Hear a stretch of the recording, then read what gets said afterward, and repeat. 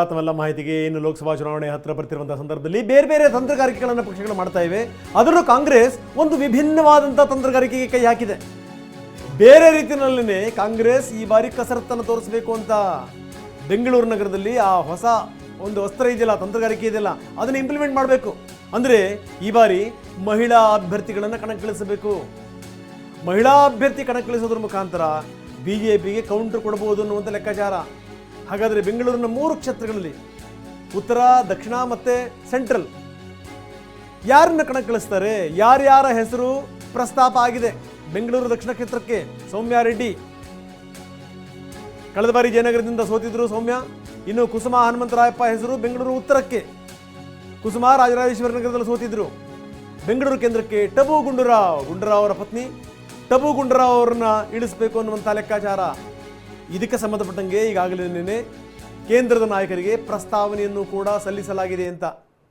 ಅಂದರೆ ಈ ಸ್ತ್ರೀಯರನ್ನು ಬಿಟ್ಟು, ಅಂದರೆ ಹೆಣ್ಣು ಮಕ್ಕಳುಗಳನ್ನು ಈ ಬಾರಿ ಅಭ್ಯರ್ಥಿಗಳನ್ನಾಗಿ ಮಾಡಿ ಒಂದು ಅಂಬರೀಶ್ ತೈವಾನ್ ಸೀಬೆ ಕೃಷಿ ಮಾಡಿ ಎಕರೆಗೆ 5 ಲಕ್ಷ ಗಳಿಸ್ತಿದ್ದಾರೆ. ನೀವು ಕೂಡ ಅವರಿಂದ ಕಲಿಬೇಕಾ? ಅವ್ರ ಜೊತೆ ವಿಡಿಯೋ ಕಾಲ್ನಲ್ಲಿ ಮಾತಾಡಬೇಕಾ? ಈಗಲೇ ಫ್ರೀಡಮ್ ಆ್ಯಪ್ ಡೌನ್ಲೋಡ್ ಮಾಡಿ.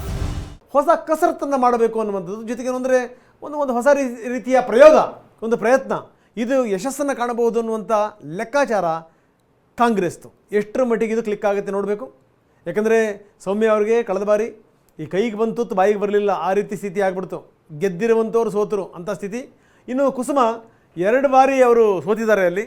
ಈ ಬಾರಿ ಮತ್ತೆ ಅವರನ್ನು ಲೋಕಸಭೆ ಮುಖಾಂತರ ಅವ್ರನ್ನ ಕಣಕ್ಕಿಳಿಸಿ ಅಲ್ಲಿ ಅದೃಷ್ಟ ಪರೀಕ್ಷೆ ಮಾಡಿಸಬೇಕು ಅನ್ನುವಂಥ ತೀರ್ಮಾನಕ್ಕೆ ಬರಲಾಗಿದೆ. ಇನ್ನು ಟಬು ಗುಂಡೂರಾವ್ ಅವ್ರನ್ನ ಸೆಂಟ್ರಲ್ನಿಂದ ಕಣಕ್ಕಿಳಿಸಬೇಕು ಅನ್ನುವಂಥ ತೀರ್ಮಾನಕ್ಕೆ ಬರಲಾಗಿದೆ ಅನ್ನುವಂಥ ಮಾತು.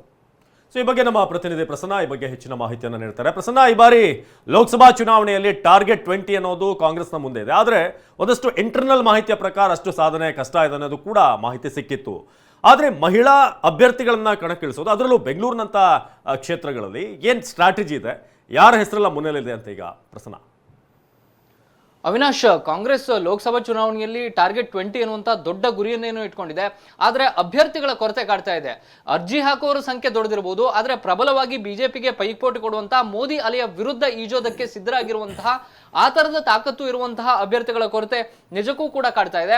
ಅದರಲ್ಲೂ ಪ್ರಮುಖವಾಗಿ 3 ಲೋಕಸಭಾ ಕ್ಷೇತ್ರಗಳನ್ನ ಹೊಂದಿರುವಂತಹ ಬೆಂಗಳೂರಿನಲ್ಲಿ ಯಾರನ್ನ ಕಣಕ್ಕಿಳಿಸಬೇಕು ಅನ್ನೋ ಬಗ್ಗೆ ಸಾಕಷ್ಟು ಲೆಕ್ಕಾಚಾರಗಳನ್ನ ಕಾಂಗ್ರೆಸ್ ಹಾಕೊಳ್ತಾ ಇದೆ.